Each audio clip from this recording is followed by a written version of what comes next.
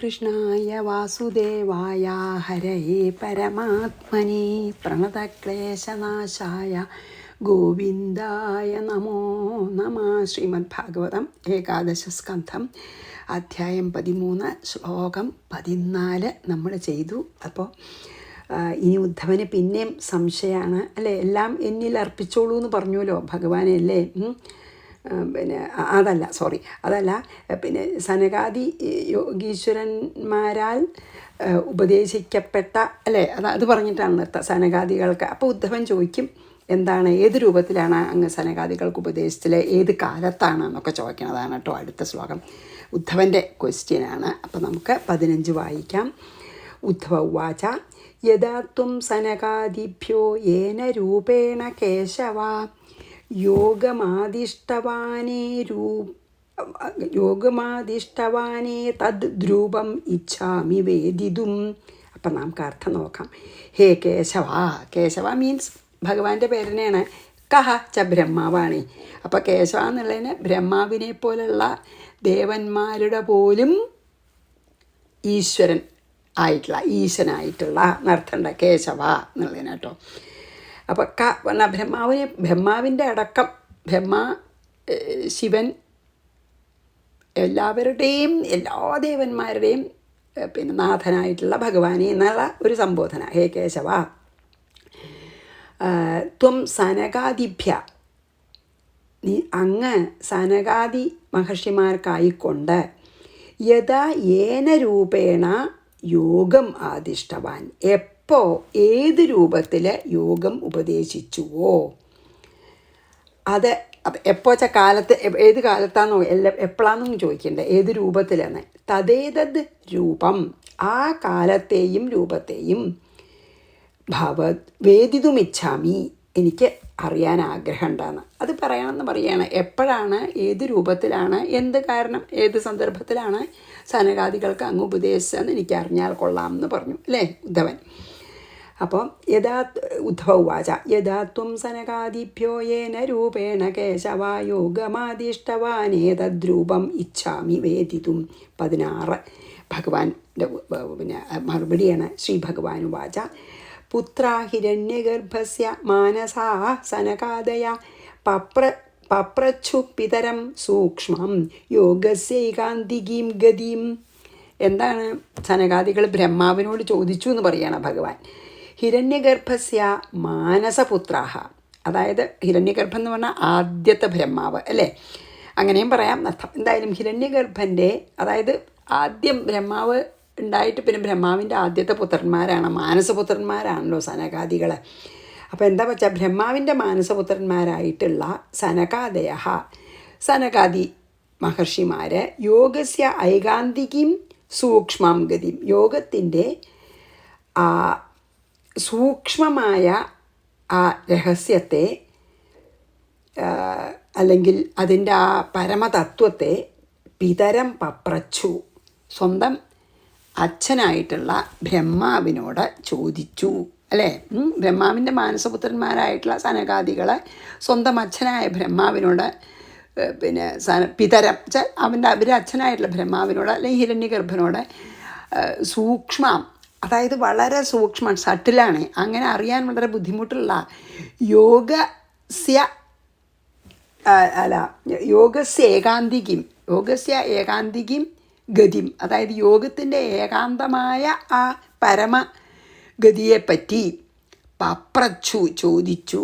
അത് അറിയണം എന്നുണ്ടായിരുന്നു. അപ്പം എങ്ങനെയാണ് ഭഗവാനോടുള്ള ആ യോഗം, അതായത് ഭഗവാനിൽ വിലയിക്കുക, മനസ്സിനെ ഭഗവാനിൽ വിലയിക്കലാണല്ലോ അത് യോഗം എന്ന് പറഞ്ഞാൽ യൂണിയൻ എന്നൊക്കെ നമ്മൾ പറഞ്ഞില്ലേ ഇന്നലെ. അപ്പം ഭഗവാനായിട്ട് നമ്മൾ ചേരുന്ന അത് മനസ്സിനെ ഭഗവാനിൽ വിലയിപ്പിക്കുന്ന ആ യോഗം എന്താണ് എന്ന് ചോദിച്ചു. കാരണം സനകാദികൾക്ക് സംശയം നിന്നു. അപ്പോൾ ബ്രഹ്മാവിനത് അറിയില്ല.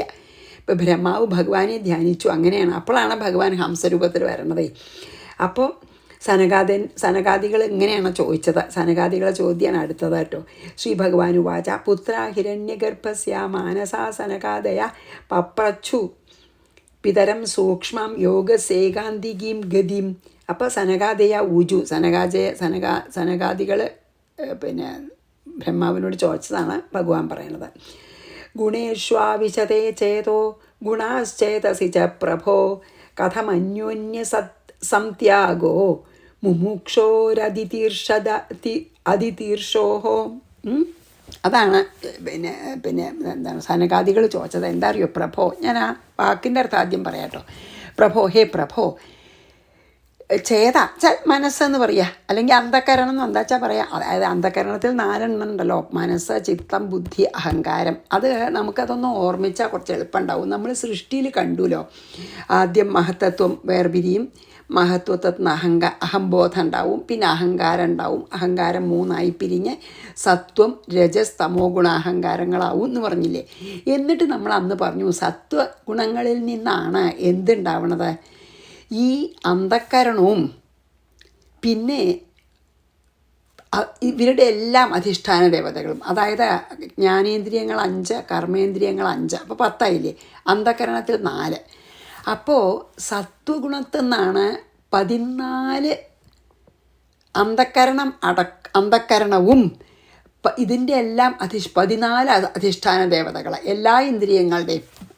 മനസ്സിനെയും കൂടി ഇന്ദ്രിയമായിട്ട് കൂട്ടണം, അന്ധകരണത്തിനെയും കൂടി. അപ്പോൾ എല്ലാ ഇന്ദ്രിയങ്ങളുടെയും അധിഷ്ഠാന ദേവതകളും ആയിട്ടുള്ള 14 അധിഷ്ഠാന ദേവതകൾ. ഇപ്പോൾ ഉദാഹരണമായിട്ട് മനസ്സിൻ്റെ ചന്ദ്രൻ, നമ്മളെ പറയുമല്ലോ, കണ്ണിൻ്റെ സൂര്യൻ, പിന്നെ വാക്കിൻ്റെ വിഷ്ണു, അല്ല അങ്ങനെ കൈകളുടെ ഇന്ദ്രൻ എന്നൊക്കെ പറയും, അധിഷ്ഠാന ദേവതകളുണ്ടല്ലോ. അപ്പോൾ നമ്മളത് ഓർമ്മിച്ചാൽ കുറച്ച് എളുപ്പമുണ്ട്. അപ്പോൾ എന്താ വെച്ചാൽ സത്വഗുണത്തിൽ നിന്നാണ് അന്ധക്കരണവും 14 അധിഷ്ഠാന ദേവതകളും ഉണ്ടാവണത്.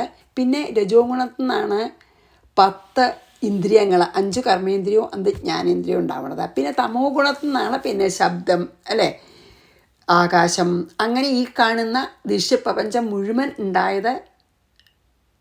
പിന്നെ ഈ വിഷയസുഖങ്ങൾ അനുഭവിക്കാനുള്ള ഇന്ദ്രിയങ്ങളുണ്ടായത് രജോ ഗുണത്തിൽ നിന്നാണ്, കർമ്മേന്ദ്രിയങ്ങൾ, ജ്ഞാനേന്ദ്രിയങ്ങൾ. പക്ഷേ തമോ ഗുണത്തിൽ നിന്നാണ് ആദ്യം ഓം എന്നുള്ള ശബ്ദം, പിന്നെ ആകാശം, പിന്നെ സ്പർശം, വായു, അല്ലേ, പിന്നെ രൂപം, അഗ്നി അല്ലെങ്കിൽ തേജസ്, രസം, ജലം, ഭൂമി, ഗന്ധം, ഭൂമി, ആ 5 തന്മാത്രകളും പഞ്ചഭൂതങ്ങളും ഉണ്ടായി തമോ ഗുണം എന്ന്. അപ്പോൾ ഒന്ന് നമുക്ക് മനസ്സിലാക്കിയിട്ട് ഇതിലേക്ക് പോവാം. എല്ലാം ഈ മായയിലത്തെ ത്രിഗുണങ്ങളിൽ നിന്നുണ്ടായതാണ് എല്ലാം, മനസ്സ് പോലും എന്നർത്ഥം, അല്ലേ, സത്വഗുണത്തിൽ നിന്ന്. അപ്പോൾ ഇനിയാണ് സംശയം ചോദിക്കണത്. എന്താ വെച്ചാൽ, ഹേ പ്രഭോ, എന്താ പ്രഭോ, പിന്നെ ചേത, അതായത് മനസ്സ് അന്ധകരണത്തിൻ്റെ ഭാഗമാണല്ലോ, ഗുണേഷു ആവിശത്തെ, വിഷയങ്ങളിൽ ബന്ധപ്പെടുന്നു.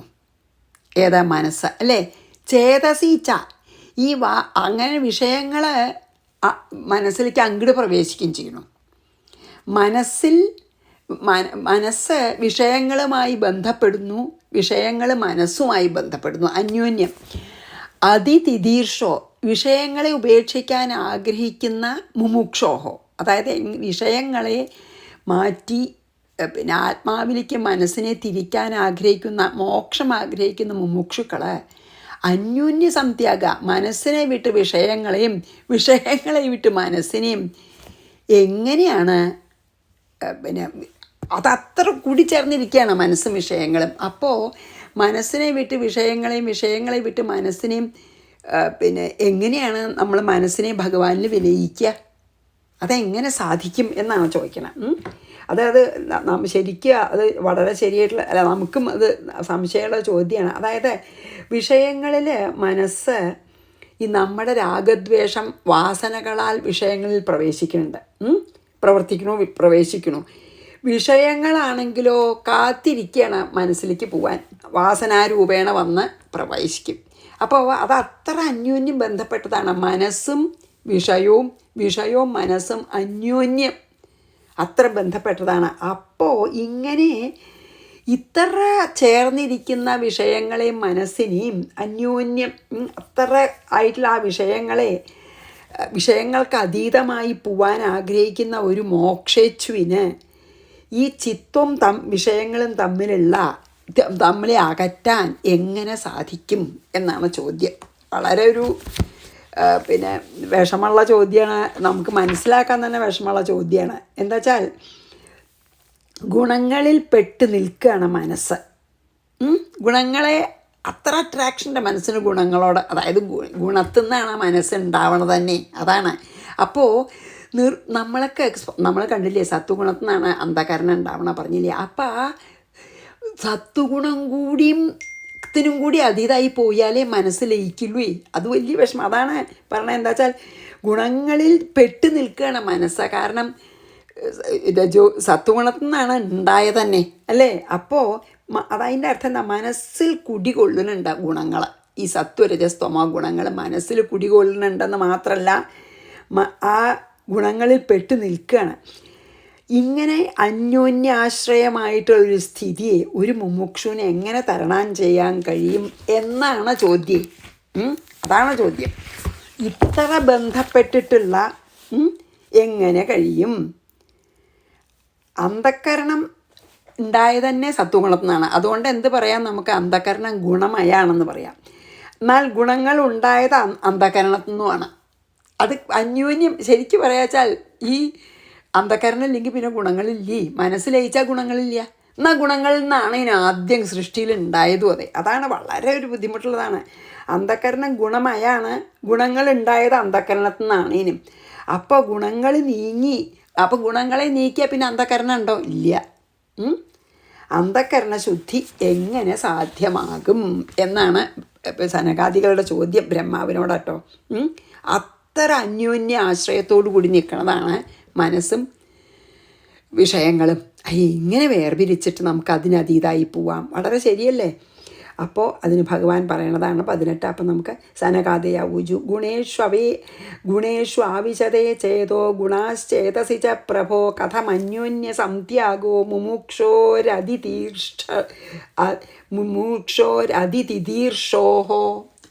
അപ്പോൾ ഒരു മോക്ഷേച്ഛുവിനെ എങ്ങനെ നമ്മൾ മനസ്സിനെ ലയിപ്പിക്കാം, അതായത് ഗുണങ്ങൾക്കതീതമായി പോയി മനസ്സിനെ എങ്ങനെ വിലയം പ്രാപിപ്പിക്കാം എന്നുള്ളത് തന്നെയാണ് ചോദ്യം. അത് വളരെ ഒരു നമുക്കൊക്കെ അറിയേണ്ടതല്ലേ. അപ്പം ഇനി ശ്രീ ഭഗവാനുവാച, ഭഗവാൻ അതിന് മറുപടി പറയണതാണ് 18. ഏവം പൃഷ്ടോ മഹാദേവ സ്വയംഭൂർഭൂതഭാവന ധ്യായമാന പ്രശ്നബീജം നാഭ്യപദ്യത കർമ്മധി. അപ്പോൾ ബ്രഹ്മാവിന് അതിനൊരു പിന്നെ തൃപ്തികരമായിട്ടൊരു മറുപടി കൊടുക്കാൻ ബ്രഹ്മാവിന് സാധിച്ചില്ല.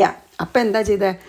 ഭൂതഭാവന, അതായത് സൃഷ്ടികർത്താവൊക്കെ ആണച്ചാലും, അതായത് അത്രയും പിന്നെ കഴിവുള്ള ആളാണ് ബ്രഹ്മാവ്. എന്നിട്ട് പോലും ദേവന്മാരിൽ ഉത്തമനാണ് ബ്രഹ്മാവ്. എന്നിട്ടും സ്വയംഭൂ മീൻസ് ബ്രഹ്മദേവൻ ഏവം പൃഷ്ട ഇങ്ങനെ സനകാദികളാൽ ചോദിക്കപ്പെട്ടപ്പോൾ ധ്യായമാന അതിനെപ്പറ്റി ചിന്തിച്ചിട്ടും കൂടി കുറേ ആലോചിച്ചു മറുപടി പറയാൻ. കർമ്മങ്ങളിൽ നിമഗ്നമായ ബുദ്ധി, കാരണം രജോ ഗുണമുണ്ടോ പിന്നെ ബ്രഹ്മാവിനെ. അപ്പോൾ രജോ ഗുണപ്രധാനിയായിട്ടുള്ള ബ്രഹ്മാവിനെ എത്ര ആലോചിച്ചിട്ടും ധ്യാനിച്ചിട്ടും പ്രശ്നബീജം, ഈ പ്രശ്നത്തിൻ്റെ ബീജം എന്താണെന്ന് അറിയാതെ അഭ്യപദ്യത അറിഞ്ഞില്ല എന്ന്. ബ്രഹ്മാവിനെ ശരിക്കും പറയാച്ചാൽ ബ്രഹ്മാവ് ശരിക്കും പറയാച്ചാൽ ദേവന്മാരുടെ മുഴുവൻ ലീഡറാണ് അല്ലേ. എന്നിട്ടും ദേവാധിദേവനാണെങ്കിലും സ്വയംഭൂ ഭഗവാനിൽ നിന്ന് തന്നെ ഉണ്ടായ ആളാണെങ്കിലും എല്ലാവരെയും സൃഷ്ടിക്കുന്ന സൃഷ്ടികർത്താവാണെങ്കിൽ പോലും ഈ രജോ ഗുണപ്രധാനി ആയതുകൊണ്ടായിരിക്കണം, കർമ്മനിരതനായതുകൊണ്ട് സൃഷ്ടി തന്നെയല്ലേ പണി എപ്പോഴും, അതുകൊണ്ടായിരിക്കണം ധ്യാനിച്ചിട്ടും ആ ചോദ്യത്തിൻ്റെ ബീജം അറിയാൻ സാധിച്ചില്ല. ബ്രഹ്മാവിന് അതിനൊരു തൃപ്തികരമായിട്ടൊരു പിന്നെ പറയാൻ ബാധിക്കില്ല. അപ്പോൾ പിന്നെന്താണ്, അപ്പോൾ പ്രശ്നത്തിന് ഉത്തരം പറയാൻ കഴിഞ്ഞാട്ട് ബ്രഹ്മാവ് എന്നെ ധ്യാനിച്ചു. അപ്പോഴാണ് ഞാൻ ഹംസരൂപജ്ഞ, അതാണ് പറയുന്നത് കേട്ടോ. ശ്രീ ഭഗവാൻ വാച ഏവം പൃഷ്ടോ മഹാദേവ സ്വയംഭൂർഭൂതഭാവന ധ്യായമാന പ്രശ്നബീജം നാഭ്യപദ്യത കർമ്മധി. നാഭ്യപദ്യത എന്താ പറഞ്ഞാൽ അറിഞ്ഞില്ല ബ്രഹ്മാവ്. അപ്പോൾ പിന്നെ ധ്യാനിച്ചു. അപ്പോൾ മാമചിന്തയദ്ദേവ പ്രശ്നപാരതിതീർഷയ തസ്യാഹം ഹംസരൂപേണ സകാശമഗമം തഥാ. അപ്പോഴാണ് ഞാൻ എന്ത് ചെയ്തത്? സദേവ ആ ബ്രഹ്മദേവൻ പ്രശ്നപാരതിതീർഷയ ആ ചോദ്യത്തിന് ഉത്തരം പറയാൻ ഉള്ള ആഗ്രഹത്താൽ മാം അചിന്തം യത് എന്നെ ധ്യാനിച്ചു. അവനവനെ അറിയാത്തപ്പോൾ എപ്പോഴും ബ്രഹ്മാവ് അങ്ങനെയാണ്, ഭഗവാനെ ആശ്രയിക്കും. തഥാ അഹം അപ്പോൾ ഞാൻ ഹംസരൂപത്തിൽ തസ്യ സകാശം അവരുടെ അടുത്ത് അഗമം ചെന്നു ചേർന്നു. അതായത് ഇവിടെ നമുക്ക് ഒരു കാര്യം കൂടി പറയണം. എന്താ വെച്ചാൽ എങ്ങനെയാണ് ഒരു അരയന്നം വെള്ളവും പാലും കൂടി ചേർത്ത ഒരു മിശ്രിതത്തിൽ നിന്ന് വെള്ളത്തിനെ തഴഞ്ഞ് പാലിനെ മാത്രം അതിൽ നിന്ന് എടുക്കാൻ എങ്ങനെ ഒരു അരയന്നത്തിന്, അത് പിന്നെ കവിഭാവനയാണോ എന്ന് അറിയില്ല, ശരിക്കും പറ്റുമോ എന്ന് അറിയില്ല കേട്ടോ. എന്തായാലും ഒരു വെള്ളവും പാലും കൂടി ചേർത്ത മിശ്രിതം വെച്ച് കൊടുത്താൽ ഒരു അരയന്നത്തിന് അതിലത്തെ പാല് മാത്രം, എസൻസ് മാത്രം കുടിക്കാൻ പറ്റുന്നതാണ് ഒരു സങ്കല്പം. അങ്ങനെ അതുപോലെ ഞാനും ഈ ഗുണങ്ങളെയും മനസ്സിനെയും നശിപ്പിക്കാൻ ശക്തിയുള്ള ആളാണ് എന്ന് കാണിക്കാനാണ് ഹംസരൂപേണ ഭഗവാൻ വന്നത്. അതായത് ഈ അസത്തായിട്ടുള്ള ജഗത്തിൽ നിന്ന് സത്തിനെ മാത്രം എടുക്കാൻ, അതിൽ ബ്രഹ്മം ഉണ്ടല്ലോ, അല്ലെങ്കിൽ പരമാത്മ ചൈതന്യം ഉണ്ടല്ലോ ഈ അസത്തായ ജഗത്തിൽ.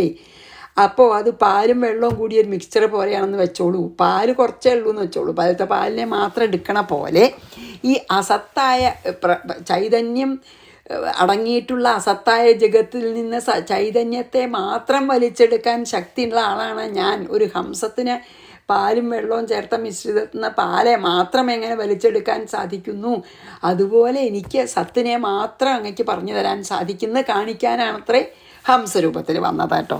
എനിവേ എന്തായാലും അപ്പോൾ ഭഗവാൻ പറഞ്ഞു, പിന്നെ ബ്രഹ്മദേവൻ അതിൻ്റെ ഉത്തരം പ്രശ്നത്തിൻ്റെ ബീജം മനസ്സിലാവാത്തതുകൊണ്ട് എന്നെ ധ്യാനിച്ചു. അപ്പം ഞാൻ അവരുടെ മുമ്പിൽ ഹംസരൂപേണ അദ്ദേഹത്തിൻ്റെ സമീപം എത്തി. അതാണ് ഈ പാലിനെയും പിന്നെ വെള്ളത്തിനെയും വേർതിരിക്കാൻ ഹംസത്തിന് ശക്തി ഉള്ളതുപോലെ ഈ വിഷയങ്ങളെയും ചിത്തങ്ങളെയും വേർതിരിക്കാനും നശിപ്പിക്കാനും എനിക്ക് ശക്തി ഉണ്ടെന്ന് കാണിച്ചു ഭഗവാൻ ഹംസരൂപത്തിൽ വന്നിട്ട് കേട്ടോ. അല്ലെങ്കിൽ പരമഹംസനായിട്ടെന്നൊക്കെ പറയാം. പരമഹംസൻ്റെ അർത്ഥം തന്നെ അതാണ്. സ മാമ ചിന്തയദ്ദേവ പ്രശ്നപാരതി തീർഷയാ തസ്യാഹം ഹംസരൂപേണ സകാശമഗമം തദാ ദൃഷ്ട്വാ മാം ത ഉപവ്രജ്യ കൃത്വാ പാദാഭിവന്ദനം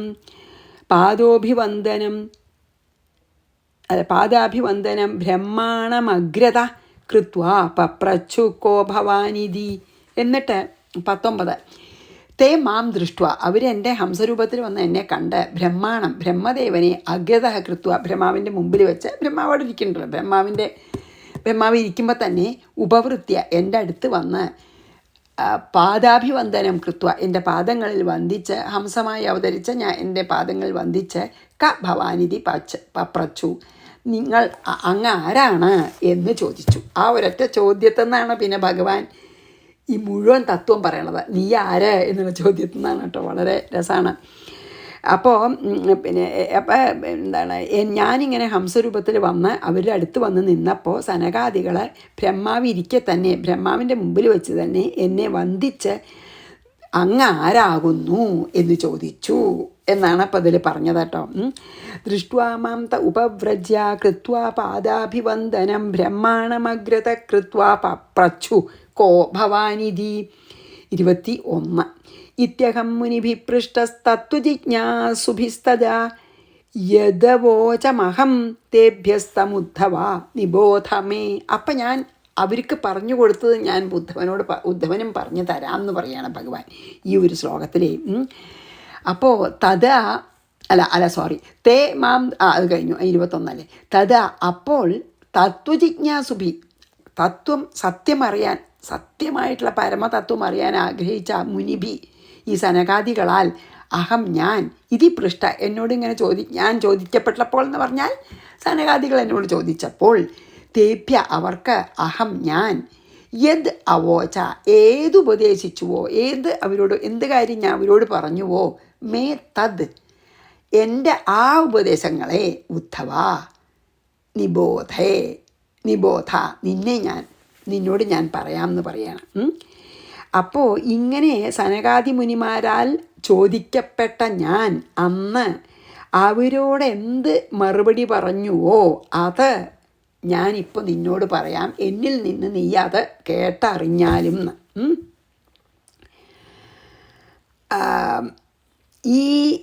ആ ചോദ്യത്തിനെ പിടിച്ചിട്ടാണ് ഇനി ഈ അടുത്ത 3 ശ്ലോകം ആ ചോദ്യം ഉണ്ടല്ലോ, അങ്ങ് ആരാന്ന് ചോദിച്ചില്ലേ? ഹംസരൂപത്തിൽ വന്ന് ഭഗവാനെ കണ്ടപ്പോൾ ഇവർ അങ്ങ് ആരാന്ന് ചോദിച്ചല്ലോ, ഹൂ ആം ഐ, നമ്മൾ രമണ മഹർഷിയുടെ. അതുപോലെ ഹു ആർ യു ചോദിച്ചില്ലേ? ആ ചോദ്യത്തിനെ പിടിച്ചിട്ടാണ് ഭഗവാൻ അടുത്ത 3 ശ്ലോകം പറയണം. ആ ചോദ്യത്തിന്മേൽ പിടിച്ചു. എന്നിട്ട് അതായത് ആ ചോദ്യം അങ്ങ് ആരാണെന്ന് ചോദിച്ചത് ഈ ഞാൻ ഹംസരൂപത്തിൽ വന്ന എൻ്റെ ആത്മാവിനെ പറ്റിയാണോ ചോദിച്ചത്, അതോ ഈ ശരീരമാകുന്ന ഉപാധിയെ പറ്റിയാണോ ചോദിച്ചതെന്ന്? കണ്ടപ്പോൾ ഹംസത്തിൻ്റെ രൂപമല്ലേ. അങ്ങ് ആരാണെന്ന് ഹംസമാകുന്ന ശരീരത്തിനോടാണോ ചോദിച്ചത്, ഹംസത്തിൻ്റെ ഉള്ളിലുള്ള പരമാത്മ ചൈതന്യത്തിനെയാണോ മീൻ ചെയ്തതെന്ന്? അതാണോ ചോദിക്കണത്. അങ്ങ് ആരാണെന്ന് ചോദിച്ചപ്പോൾ ഹംസത്തിൻ്റെ ഉള്ളിൽ വിളങ്ങുന്ന പരമാത്മ ചൈതന്യത്തെയാണോ ആരാണോ ചോദിച്ചതോ, അതോ ഈ ചൈതന്യം, പരമാത്മ ചൈതന്യം ഒരു ഹംസത്തിൻ്റെ ശരീരം എടുത്ത് വന്നിട്ടുള്ള ആ ശരീരം ആരാണെന്നാണ് ചോദിച്ചത് എന്നാണ് പിന്നെ ഇതിൽ ഭഗവാൻ പറയാൻ പോണത് കേട്ടോ. നമുക്ക് നോക്കാം എങ്ങനെയാണ് അത് വരണമെന്ന്. വളരെ ആ ചോദ്യത്തിനെ പറ്റിയാണ് ഞാൻ അടുത്ത 3 ശ്ലോകം. അതാണ് അത്ഭുതവും നമുക്ക് എങ്ങനെയാണ് ഈ ഭഗവാൻ അതിനെ പറഞ്ഞു കൊടുക്കാൻ ഇതാവണമെന്നേ. അതായത് പിന്നെ ഞാൻ പറഞ്ഞാൽ ഇനി അടുത്ത ശ്ലോകം നമുക്ക് നോക്കാം കേട്ടോ. എന്താണ് 20 അപ്പോൾ എന്താ നോക്കട്ടെ, സമയം നോക്കട്ടെ കേട്ടോ. 21 ഓക്കെ.